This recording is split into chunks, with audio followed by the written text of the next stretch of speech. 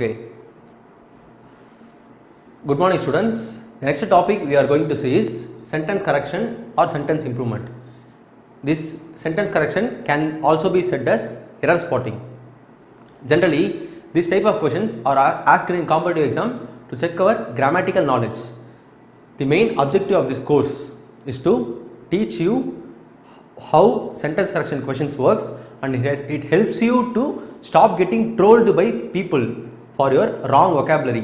And I am going to say you some two funny incidents which happened previously in real time. So these things are done by popular person, and this message is given by a CEO of a large multinational company, and with this wrong vocabulary he got trolled by people in social media. And he came to say that actually he came to say a matter, but the subject matter he said made him funny. The thing he came to say is toilet in the first floor is not working, so you people use the toilet in the second floor, toilet in the ground floor. That is the thing he came to say, but the message he typed was toilet in the first floor out of order, use the ground floor is the thing he said. So the people started trolling him for saying this message. Actually the meaning of the entire sentence has been changed here.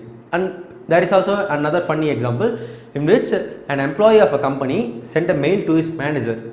In the mail he came to say that I am having my son's marriage in the next week, so grant me a leave for 1 week. That is the message he wanted to say, but he said that as I am marrying my son, please grant me leave for 1 week. Is this sentence funny? Yeah, they are really funny. If you think the meaning, the entire meaning of the sentence changes, but the thing they came to say is really different. But they said something different. So this subject topic alone helps you to avoid this funny embarrassment situations for you in the future. So let us move on to the topic now. Tricks to approach sentence completion question. The first trick is subject verb agreement. What is a subject, guys?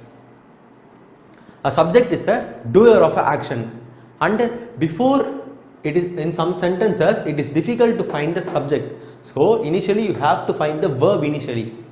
It will be easy for you to find the verb initially, because what is a verb? A verb is an action. So for example, I will say a sentence in which it is difficult for you to find the subject initially, so that you find the verb initially.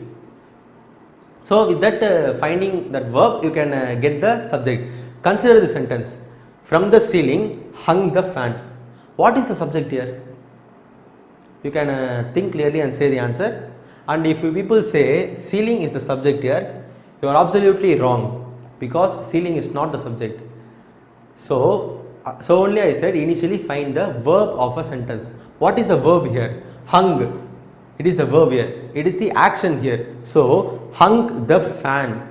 I said initially subject is the doer of a action. So what is the action? Hung. Hung is the action and fan is hung from the ceiling. So who is the doer? Obviously fan is the doer. So it is a subject. So you have to find the verb in the sentence initially and find the subject next. What is subject verb agreement? The subject, the verb must agree in a sentence both in person and in number.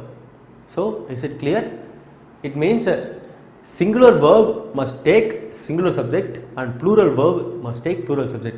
In simple words, this is a formula developed by me to solve.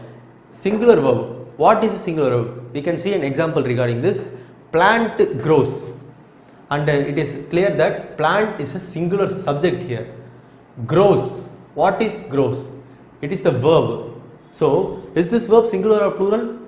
Obviously it is singular, because a verb always, a singular verb will always end with s, unlike plural verb will end with the normal thing. So in singular verb we will get x extra. So consider another example of plural verb and plural subject. Plants grow. Here plants is a plural subject. Verb grow is a singular. I am sorry. Words grow is also a plural verb. So all about this subject verb agreement is singular verb must take singular subject and plural verb must take plural subject. So let us next go to the next point, collective noun rule. What do you mean by collective noun? Generally, a group of things is considered as a collective noun. If that group of things act in a unit form, in a singular unit, you have to use singular noun, singular verb. If that collective noun is acting in a plural, individually, separately, you have to use plural verb. Actually, let us consider an example. Please note on this example, guys. The class dash tuning their instrument is the question here. So in the dash, what are you going to use? Obviously, you are going to use the auxiliary verb. What is the auxiliary verb? Is and are auxiliary verb. Is a singular auxiliary verb and are is plural auxiliary verb. Why are we using auxiliary verb? Auxiliary verb are supporting to the main verb. So what is the meaning of auxiliary? If you ask, means the meaning of auxiliary is helping. It is a Latin word. The word auxiliary is derived from Latin. So here for a singular verb you are using singular auxiliary noun, and for plural verb you are using plural auxiliary verb. Here in this example, the class is tuning their instrument will be the answer, because the class, the noun class is acting in a singular unit. They are not mentioning class members or class students. Consider the second example. In that example, the class members dash tuning their instrument. Here it is a plural because the class members are must come. The auxiliary verb are must come because they have said about the members in the class, and are will come. So that is all about the collective noun rule. The next one is nearest noun or proximity rule. We can call it as nearest noun rule or proximity rule also. These are few words, example words of nearest noun. Neither nor, either or, not only, but also are the example. Now I am going to say you a sentence. You try to find out the error in that sentence. Neither me nor my sister are watching movie. What is the error in this sentence? Can you guess, guys? Yeah, obviously are, A-R-E is the error here. Why A-R-E is the error? You initially think of the sentence.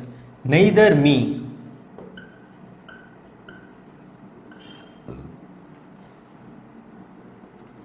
nor my sister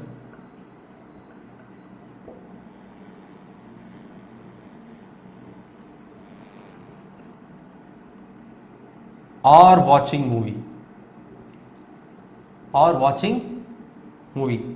This is the claim here, and if you look out clearly, I have already said that the topic is nearest noun, which means these words neither nor, these are the main heroes of this sentence, neither and nor. The word nor always denotes the nearest sentence, nearest noun in the sentence. Here it is just a simple example, and we can also say that the or, the or denotes the or nor denotes the nearest noun here. Which is the nearest noun? The noun which is next is my sister. So here or is given. This nor only denotes only one noun, that is also the next noun. This is the nearest next noun. So or my sister, if it is given as my sisters, or will come. Since it is given in singular form, my sister, this sentence will come as is. So this is all about nearest noun or proximity rule example. And the next example is a number of. A word number of always take plural form. What are the example for number of? A number of birds were flying. It is the answer here. Where I have said number of words were flying. Why I have used a plural here? Because a number of always takes plural form. It is a universal fact here. So let us move on to the fifth clue of subject verb agreement. When a group acts as a singular, the verb is also singular. This is the claim here. And before saying what is this meaning of this, I am going to say you an example. Note down this example. Everybody dash the answer is the question here. And here everybody dash the answer. What will come here? Whether everybody know will come or everybody knows will come. And I have already said that a singular verb will end with yes and a plural verb will end without yes. So here each and every person of you, and most of you people will think that everybody is a plural, because it is everybody which determines plural, but everybody is not a plural form. Everybody acts here as a singular thing, and these are the words which act as a singular. Everyone, everything, everybody, neither, none of us, nothing, nobody, either, someone, something, somebody, each. These all sentences act as a singular unit. So you will obviously get singular verb here. So the answer here is knows is the answer. So this is all about subject verb agreement. Let us move on to the next trick to solve. Modifier. Generally, what is a modifier? Modifier is a thing which modifies the sentence and gives a new meaning. And obviously I will call modifiers as magnets. And I will say the reason why we are calling modifiers as magnet. And there is an example. Note on this example. I ate X. I ate X is the claim here. And is there any modifiers here? There are no modifiers. I is a noun here. I is a subject here. And X is the object here. And this is a verb here. This is a simple sentence. And let's get a modifier inside the sentence. We can write as I ate only X. Sorry. I ate only X is a claim here. If you look at this clearly, this only, I said this is a modifier. I said modifiers as magnet. The reason is modifiers are like magnets. They just attract which is the nearest thing to that. Here the nearest thing is X to that. So the meaning of the sentence is I ate only X. I didn't eat anything other than X is the meaning here. The next example I can say is I only ate X. I only ate X. What is the meaning of I only ate X? And here the modifier is misplaced here. Modifier is changed here from this one to this one. And I already said modifiers are like magnets. If they are changed their place, they only mean the nearest thing to them. So I only ate X means this only now denotes the word ate. It is saying if you think that there are 5 persons in the room and I am the only person who ate X means congratulations, that's the obviously wrong answer. And the correct answer for this is I only ate X means I didn't wash the egg, I didn't boil the egg, I only just ate the eggs. That is the correct meaning for this. And here the modifiers are acting like a magnet. In the first sentence, when they are placed between ate and X, they modified X. And now if they are placed here before ate means they are modifying ate. So that we are calling modifiers as magnets. So there are some rules to follow while using modifiers. Modifiers, when you are trying to say a thing, when you are trying to use a modifier, try to place the modifier as close as possible to the word you are meaning to modify. Like let us take the example again here itself. If you only ate X means, now you are up to say that you only ate X, you didn't eat anything other than X. This is the thing you are coming to say. So you have to place the modifier only as close as possible to the X. So only it means as a correct thing you are coming to say. If you misplace the modifier to the other thing, obviously you are going to write the thing as a wrong one. So this is the thing about modifiers. The first rule is you have to keep the modifier as close as possible. And the second thing is if you misplace the modifier wrongly, the entire sentence will be wrong. That's what happened in the case of a CEO of a company. So you don't have to be like that, guys.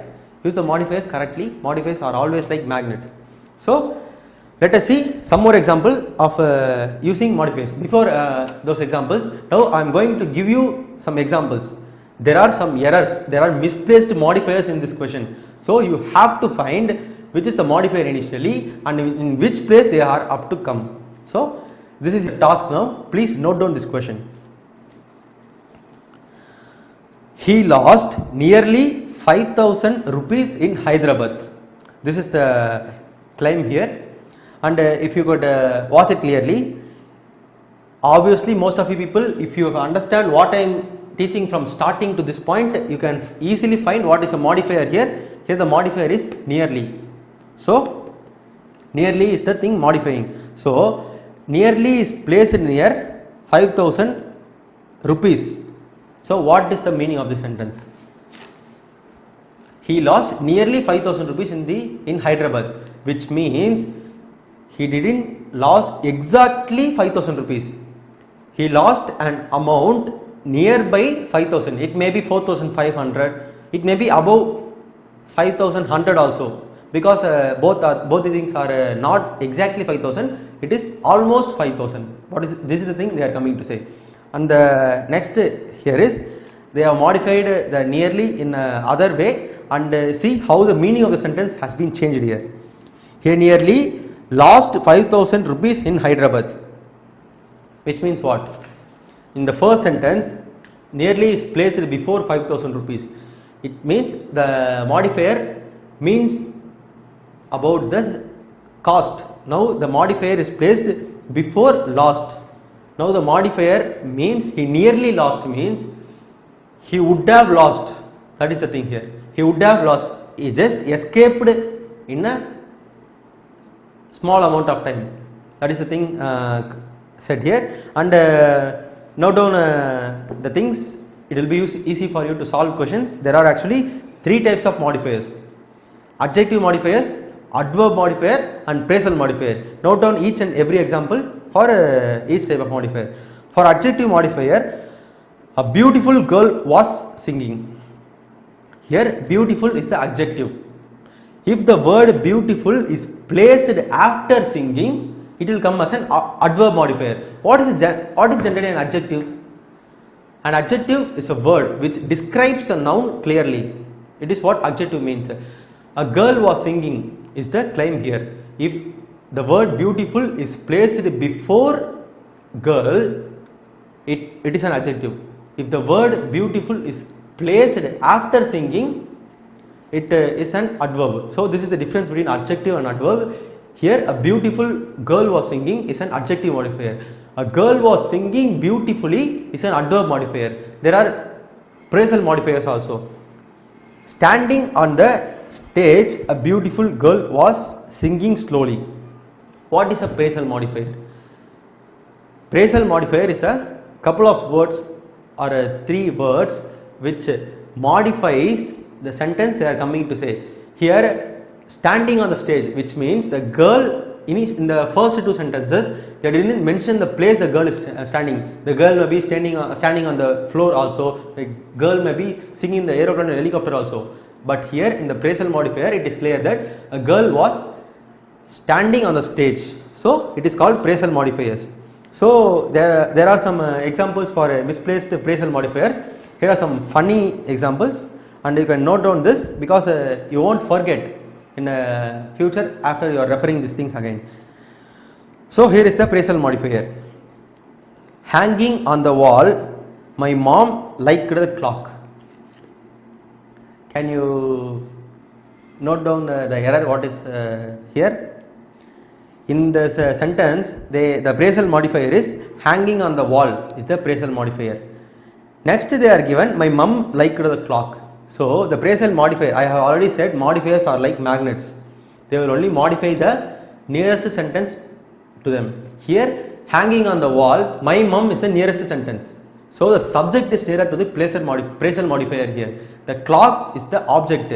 If the phrasal modifier is placed after the clock, it means that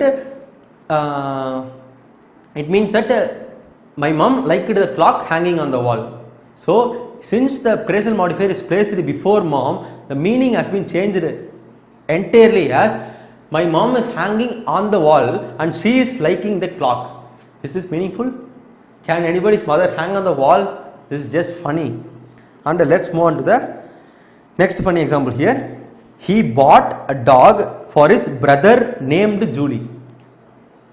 Who is Julie here? Actually, the phrasal modifier here is named Julie is the phrasal modifier here. Because it is an extra thing, without phrasal modifier also a sentence can stay alone. But here they are using phrasal modifier to define it furthermore easily to understand. If you see this example again, he bought a dog for his brother named Julie, and definitely there is no possibilities for a person to have a brother naming Julie, because here the modifier is placed next to the subject brother, so it is modifying the name of the brother. So obviously this is a wrong thing, and the sentence must come like he bought a dog named Julie for his brother. So this is the thing might have come but they have changed it. So let us next move on to the modifying error. There are two types of error which should occur in modifying this type of modifying topic. The two types of error are dangling modifying error and squinting modifying error. These are the two things. Let me initially, before explaining this type of error, let me give you an example, because always before explaining, if you note on the example and find the error in that, it will be easy for you to understand the concept next. And here is the example for dangling modifying error. The waiter finally served us after sitting at the table for nearly an hour. Shall I repeat the question? The waiter finally served us after sitting at the table for nearly an hour. And here the thing they had said is the waiter served us after sitting an hour in the table. Who is sitting in the hour for a table? Actually, waiter is obviously not going to cook the food, so he must be waiting somewhere else. Here they did not mention correctly who is waiting at the table for an hour. And if you add an extra sentence here, the waiter finally served us after we had been sitting at the table for nearly an hour, it gives us a meaningful sentence, because before that word we had been, the sentence has been dangling. We clearly don't know who is the person waiting. So to solve this type of dangling type of error, we must add the clear subject there. We have to mention the subject again. So this type of error will not occur. So the next thing is squinting modifying error. Consider this example. This might be written in board, because this is another confusing example.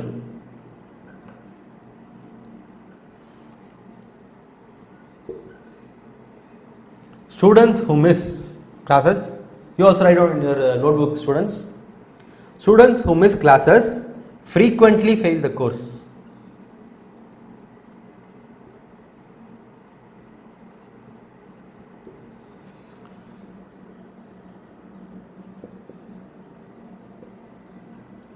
Is the claim here.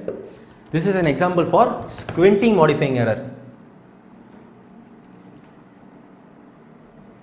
This is an example for squinting modifying error, and just look at this board. This is an interesting thing. Students who miss classes frequently fail the course. Here, which is the modifier? Obviously, frequently is the modifier. They have mentioned in the middle of the sentence. So I am saying two possibilities of this sentence meaning. You guess which is the correct one. The first possibility is students who miss classes.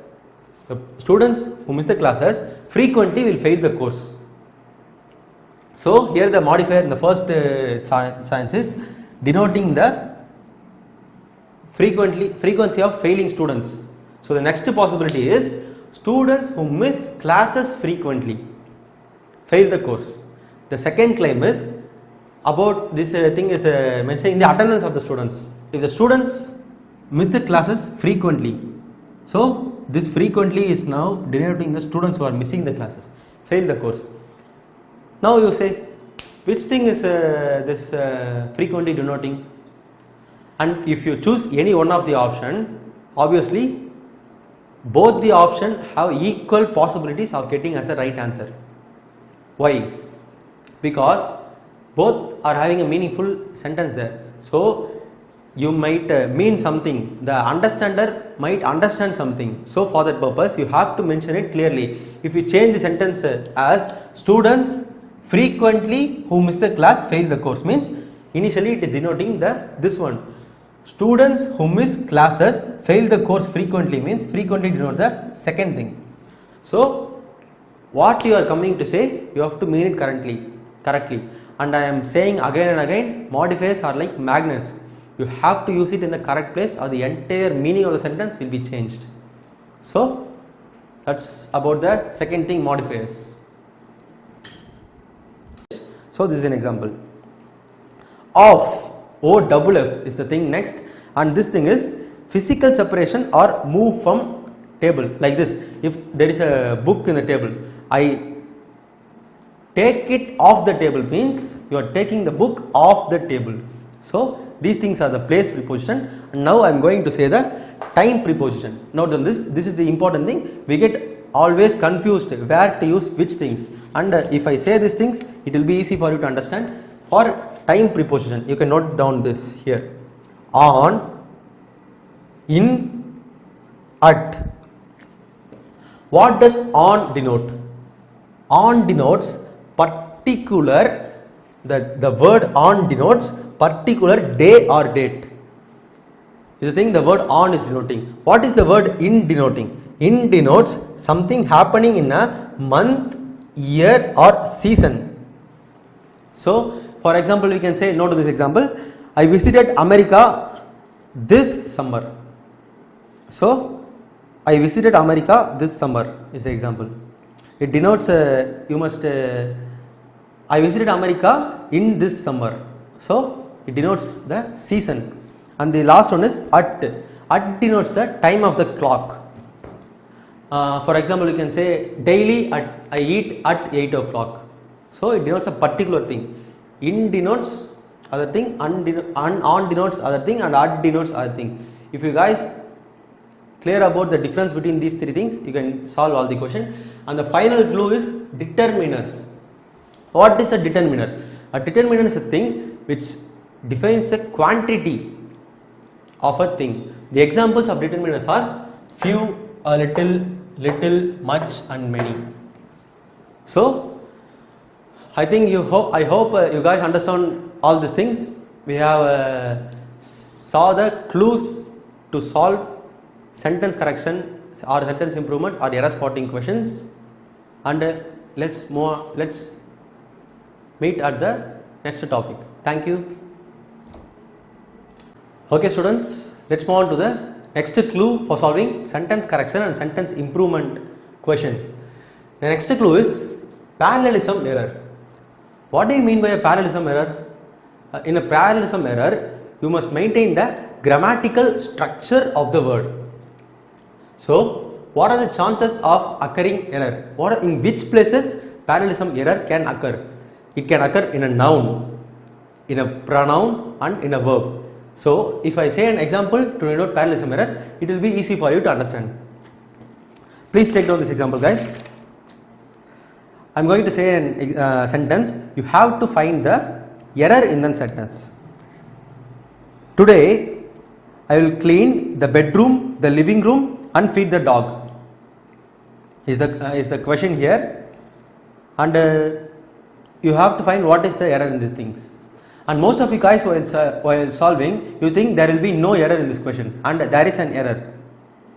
I said for parallelism error, the error here is and feed the dog is an error, because initially he had said that today I will clean the bedroom, comma the living room, comma feed the dog is the question here. The verb clean denotes the three of the subjects also, the bedroom, the living room, feed the dog. So is the third sentence going to come like clean, feed the dog? There is no meaning, right? So in this you have to change the sentence like today I will clean the bedroom, neaten the living room and feed the dog, because in a parallelism error, if there are three words and only a single verb, the single verb is going to denote the three separate words. So those words may be in a correct grammatical structure. In this example itself, you can see that the bedroom, the living room, feed the dog is the question there. If the word feed the is not there, means it is a correct sentence, because clean the bedroom, the living room, the dog. He is cleaning the three things. But the error is here, there are only two things to clean, and the last thing is to feed the dog. So before feed the dog, you have to generalize. From generalizing the sentence, you have to mention it particularly. So I hope you understand. The next thing is, this will be a very easy example for you to understand. I like swimming better than to dive. What is the error in this, guys? See, look at it closely. The above sentence has lost its grammatical structure. The sentence may be like, I like swimming than diving, or it may be like, I like to swim or to dive. It must be in any one of the structure, not like I like swimming better than to dive. That is a wrong sentence. So it is all about parallelism error. Next, let's move on to the pronoun noun error. And we have already covered the pronoun noun in the previous topic, paraexamples. What is a pronoun? I have already said what is a pronoun. A pronoun is a word which substitutes the noun. And I am going to say the same example again. Imagine if I introduce my friend, Sanjay is my friend. He loves to play cricket. He plays cricket. Sanjay loves, I am sorry, it is a correct sentence actually. I have misplaced the answer with the question. The wrong sentence is, Sanjay is my friend. Sanjay loves to play cricket. Sanjay is playing cricket since 10 years old. So imagine if I introduce my friend like this to you. The word Sanjay is being repeating. It's not good to hear. So to avoid this repetition, the pronoun he is used based on his gender. If the noun is a masculine gender, you have to use the pronoun he, and if the noun is a feminine gender, use the pronoun she, and if it's a object, use the pronoun it. There are several pronouns like they, them also. So let us look at further. For you to understand it very easily, pronoun is like a stuntman, a dupe who does the difficult jobs of a hero, because hero is not going to act in the full movie. For jumping scenes, diving from a building, obviously stuntman is going to do those things. So like that, pronoun is a substitute of noun. So what are the rules for this pronoun and noun error? They must agree in person, in gender, and in number also. I will say you a few errors which occurred in pronoun and noun, so that you can understand this concept easily again. Take on the sentence and let us see you can find the error or not. If someone comes over, take his name is the sentence here. And can you guys guess what is the error here? Yes, obviously his is the error, because in the first part of the sentence, if someone comes over is the claim here. What do you mean by someone? Someone is not a singular form. It may be a girl or a boy, or 2 or 3 boys, or 2 or 3 girls also. So it is in plural form. And finally, if someone comes over, take his name is given here, and his denotes masculine gender, only one singular form. So this is his is the error here. So the sentence may be corrected as, if someone comes over, take their name is the thing here. So it must agree in person and number, whether it's a masculine or a feminine or a group or a single. So it must agree there. And I also say you an other example. If an actor wants to win an award, it should perform well. What is the error in this, guys? Yeah, obviously most of you people might have found out the error correctly. It is the error here, because initially it is said that an actor, so it may be a female or a male, so he or she must come in that place. I think you now probably understand clearly what is this rule, agree in person and pronoun or gender. Okay, let's see other usage of pronoun as subject and as well as a object. In I will say a first sentence in which that sentence the pronoun is used as a subject, and in the other thing the pronoun is used as an object. Let me say the subject first. I am the owner of this book. It is clear that I have said that subject is the doer of the object, doer of the thing. Subject is the doer of the thing. So I am is the doer, I am the owner. So subject is, pronoun is I am here, and using pronoun as an object, this book belongs to me is the thing here. So here me is the pronoun because it denotes Sanjay, I am Sanjay, it denotes me there, me is a pronoun here, and me is a object here. The book is the main hero here, the book is the subject here.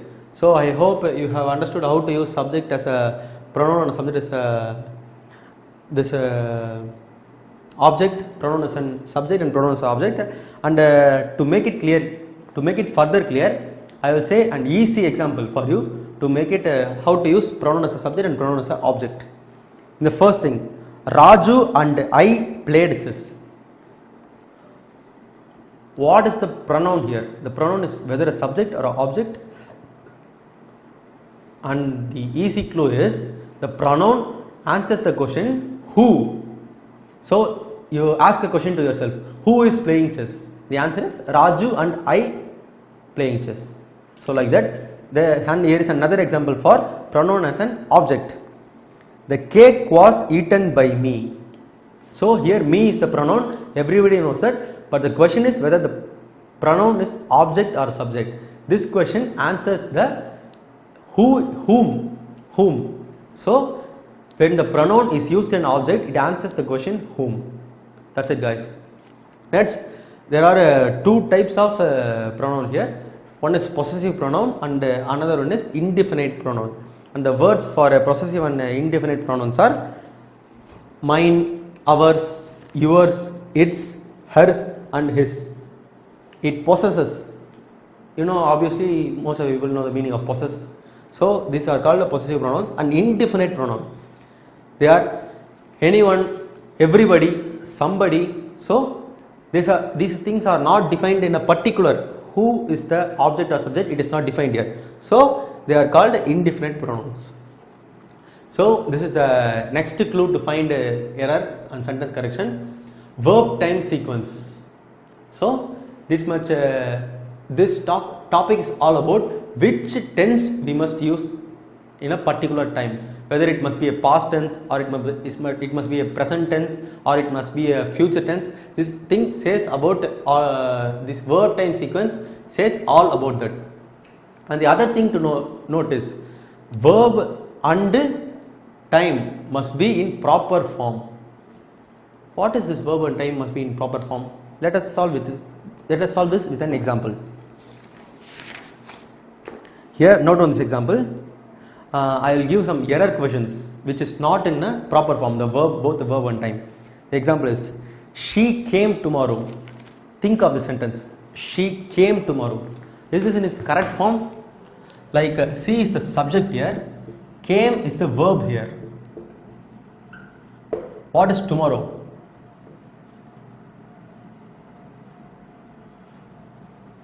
It is the object here. We don't have to note down the subject or object. Let's concentrate in this verb. The verb came is used in a past tense. So the tense must also be in past, but the tense is in future. So this is an error. The thing will come here is yesterday. She came yesterday. So it is clear that the verb and time must be in proper form. This is the thing they are coming to say. The next one is comparison error. What is comparison error? The thing, if you are comparing a thing with another thing, you must compare it logically. I will say you an illogical comparison of an error, and most of you people might think there is no error in this question, but there is an error. If you note down closely, after knowing this concept, you will be clear that there is an error here. Your friend's mark is better than you is the claim here. Your friend's mark.